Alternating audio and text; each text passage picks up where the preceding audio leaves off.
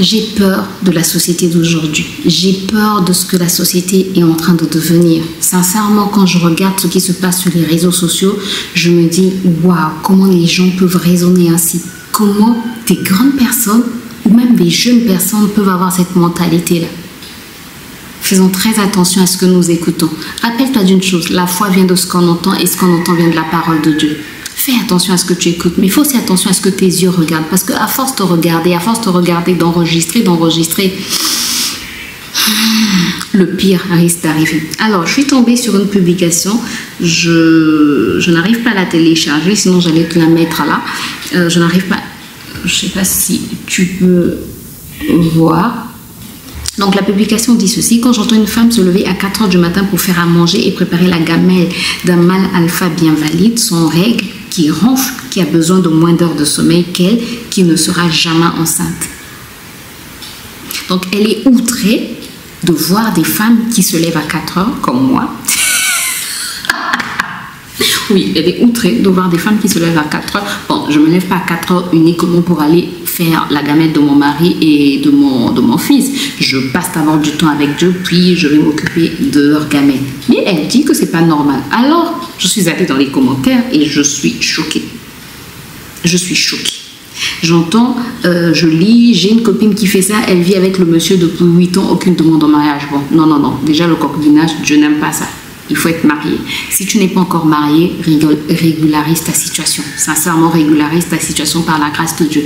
Bref, j'ai une copine qui fait ça depuis 8 ans. J'ai arrêté de me réveiller tôt. Je ne fais absolument rien. Nous tous, on a droit au repos. Si seulement je m'enveille à 4 h, c'est pour faire pipi. De toute façon, le sommeil est doux à 4 h. Ça sont des gens qui ne se lèvent pas.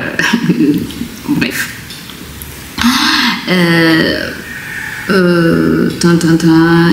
Il n'est pas bien ton mari, donc si tu te réveilles à 4 h, il n'est pas bien. Puis je suis sortie de là, donc elle ne le fait plus. Heureusement que je ne l'ai jamais fait. Bref, les commentaires, c'est juste ce genre de commentaires-là. Les gens sont en train de dire non, il ne faut pas le faire, non, on n'est pas des esclaves. Bref, tu sais, on va aller lire Proverbe 31, le proverbe de la femme vertueuse. Voilà pourquoi je dis, il faut faire attention à ce qu'on écoute, à ce qu'on regarde.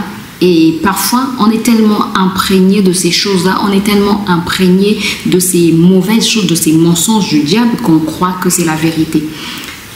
Proverbe 31 nous dit quoi? Le proverbe qui parle de la femme vertueuse. C'est important de repartir à la source, c'est important de connaître notre notice, c'est important de connaître notre cahier de charge. La Bible dit, en parlant de la femme vertueuse, c'est le proverbe donc 31 au verset... Attends. Au verset 15. Elle se lève avant le jour, prépare le repas de sa famille et distribue à ses servantes leur travail. Elle se lève avant le jour. Ça veut dire quoi? Avant que le soleil ne se lève. C'est ce que la Bible dit. C'est pas moi. C'est la Bible. Dans Proverbe 31, qu'est-ce que j'ai fait? Dans Proverbe 31 au verset 15.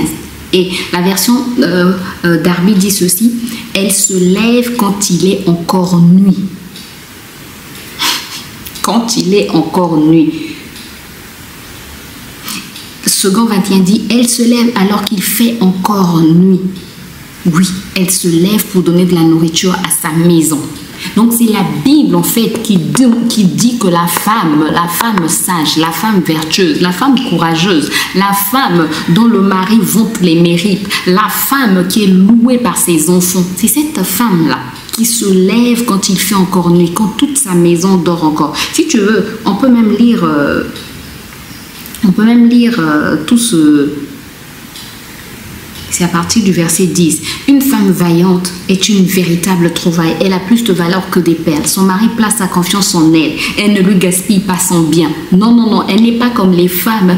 Donne-moi ceci. Donne-moi 100 000 francs CFA. Donne-moi 500 €. Je dois aller m'acheter une perruque ce mois-ci. Le mois prochain, donne-moi 1000 €. Je dois m'acheter une Louboutin. Le mois d'après, donne-moi.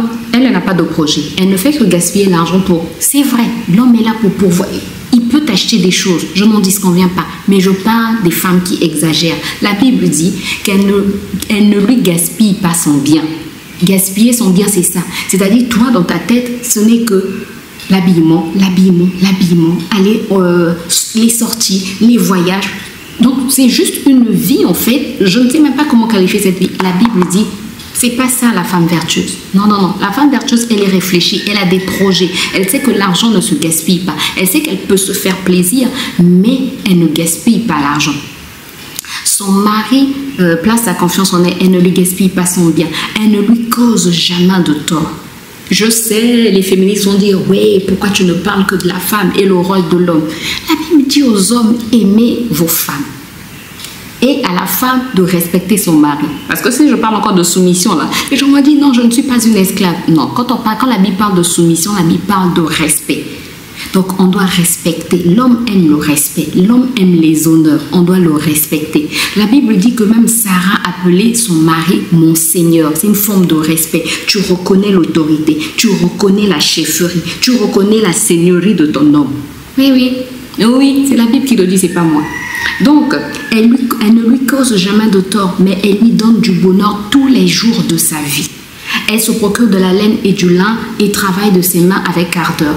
Pareil au navire marchand, elle amène de loin sa nourriture. Elle se lève avant le jour, prépare le repas de sa famille. De sa famille, tu entends? Le repas de sa famille. Elle se lève avant le jour, prépare le repas de sa famille et distribue à ses servantes leur travail. Après avoir bien réfléchi, elle achète un champ et plante une vigne grâce à l'argent qu'elle a gagné. Elle se met au travail avec énergie et ne laisse jamais ses bras inactifs. Elle est tout le temps en train de travailler. Elle constate que ses affaires vont bien. Elle travaille même la nuit à la lumière de la lampe. Donc même quand il n'y a pas d'électricité là.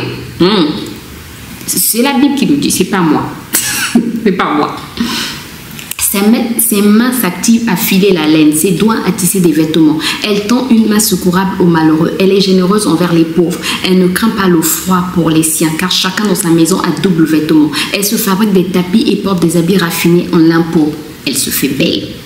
Son mari est un notable honorablement connu. Il participe aux délibérations du conseil de la ville. Elle confectionne des vêtements et les vend. C'est une femme d'affaires. Elle livre des ceintures aux marchands qui passent. La force et la dignité sont sa parure. Elle sourit en pensant à l'avenir. Elle s'exprime avec sagesse. Elle sait donner des conseils avec bonté. Elle surveille tout ce qui se passe dans sa maison et refuse de rester inactive. Ses enfants viennent la féliciter. Son mari chante ses louanges. Bien des femmes se montrent vaillantes, dit-il. Mais toi, tu les surpasses toutes. Le charme est trompeur, la beauté passagère. Seule une femme soumise au Seigneur est digne d'éloge. Que l'on récompense sa peine, que l'on chante ses mérites sur les places publiques. Seule une femme soumise au Seigneur. Quand tu es soumise au Seigneur, ça veut dire que tu obéis à ce que Dieu te dit. Quand tu es soumise au Seigneur, ça veut dire que tu ne t'occupes pas de ce que les gens disent, mais tu regardes à ce que la parole de Dieu dit. Tu regardes à ce que ta notice dit. Tu regardes à ce que ton cahier de charge dit. Qu'est-ce que Dieu dit à mon sujet? Qu'est-ce que moi je dois faire? Tu ne t'occupes pas de ce que l'autre doit faire. Tu fais ta part. Ah oui. Donc, tu sais, le salut est personnel. Fais ta part. Même si ton mari ne fait pas sa part, toi, fais ta part. Je parle bien de mari, donc celui qui t'a épousé. Fais ta part. Et tout le monde va rendre des comptes plutôt au dernier jour. Donc, fais ta part. Fais ce que Dieu te demande de faire. Le reste, c'est pas ton problème. Donc, jeune fille, toi qui veux rentrer dans le mariage, ne rentre pas avec ce genre de raisonnement que moi je ne peux pas me réveiller à 4 heures. Moi je ne peux pas me lever tôt avant. Lui il est en train de ronfler et puis moi je me réveille.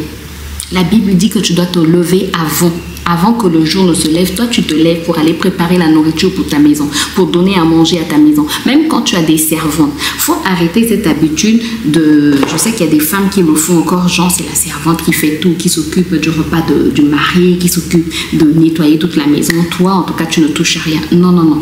Toi, quand tu es femme mariée, prends la peine de t'occuper de ton mari. C'est à toi de t'occuper de ton mari. Combien d'histoires on a entendu des servantes qui ont détourné les hommes, qui ont détourné les maris de leur patronne? Je sais. Vous allez me dire, pourquoi c'est toujours la femme? Pourquoi on ne condamne jamais l'homme? Je vous ai dit, moi je suis une femme, je parle aux femmes. On ne s'occupe pas de ce que l'autre fait. L'autre, on le met en prière. Ah oui, parce qu'il faut prier pour cet homme-là. Il faut vraiment prier pour les hommes.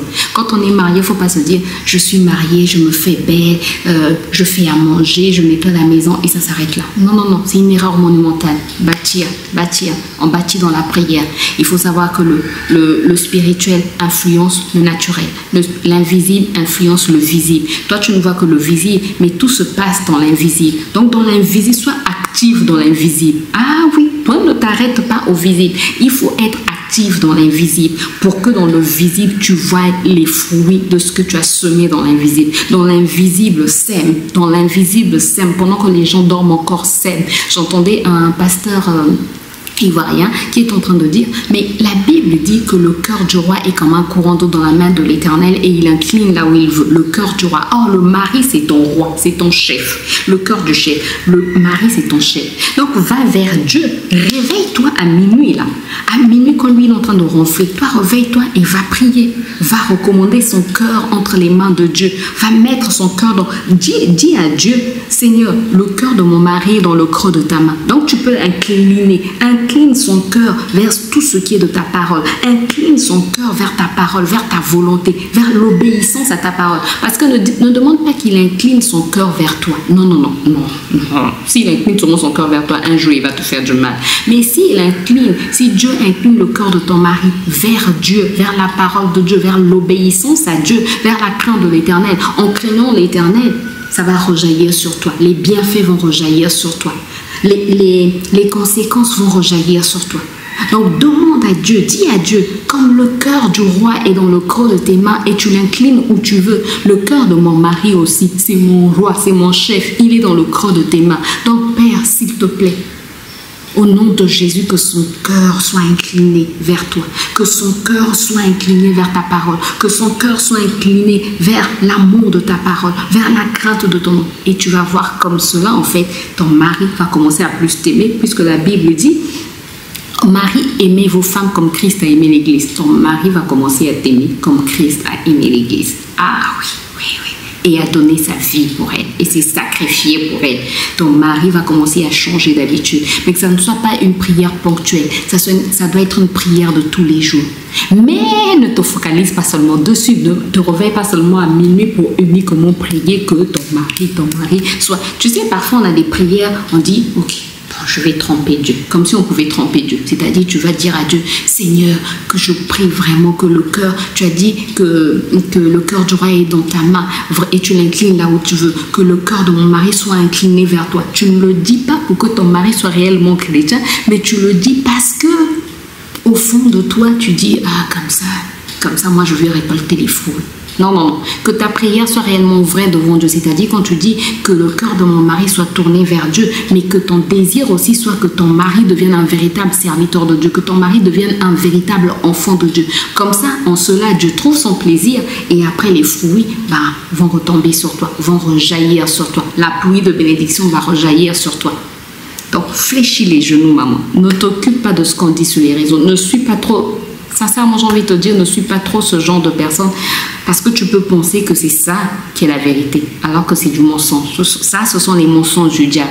Ça, ce sont les mensonges du diable pour détruire la cellule familiale où la femme dort jusqu'à... Elle ne prie pas. C'est pour détruire la cellule familiale. Et quand la cellule familiale est détruite, les enfants aussi sont détruits. Et si les enfants sont détruits, la société est détruite. Et le monde entier sera détruit.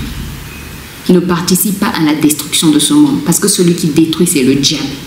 Toi, ne sois pas un acolyte du diable. Travaille main dans la main avec Dieu. Sois un associé de Dieu, avec l'aide du Saint-Esprit. En tout cas, c'est ce que j'avais à te partager, te dire, fais très attention aux réseaux sociaux, fais très attention à ce que tu écoutes, pas seulement aux réseaux sociaux, même à ton entourage, à tes amis, ceux que tu appelles tes amis. Fais très attention parce que parfois, ce sont des mensonges qui sortent de leur bouche.